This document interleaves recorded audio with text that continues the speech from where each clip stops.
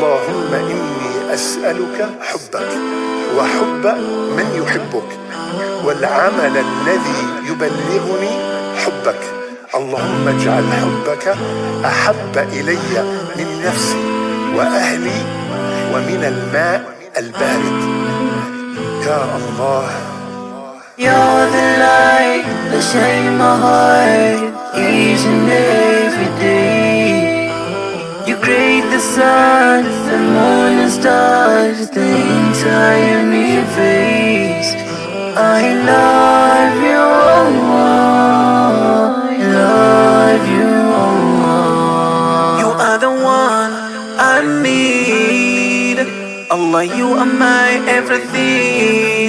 I bow down on my knees, praying to you, I need your peace. You always give me what I need, Allah. Without you, I'm nothing. Don't let me down, don't let me cry. Oh Allah, I just need your love. You're the light that shines my heart each and every day. You create the sun, the moon and stars, the entire universe. I love you, Allah. I love you, Allah. Chikondi chanu ndi chapamwamba, chapadziko lili chonama. Anthu amakukonda zikamayenda, zikavuta amakuthawa, koma inu chikondi chanu chodzaza. Allah ndinu wachifundo nthawi zonse. You're the light that shines my heart. I love you, Allah. You are the one I need. Allah, you are my everything. I bow down on my knees, praying to you, I need your peace. You always give me what I need, Allah. Without you, I'm nothing. Don't let me down, don't let me cry. Oh Allah, I just need your love. You're the light that shines my heart each and every day. You create the sun, the moon and stars, the entire universe. I love you, Allah. I love you, Allah. Chikondi chanu ndi chapamwamba, chapadziko lili chonama.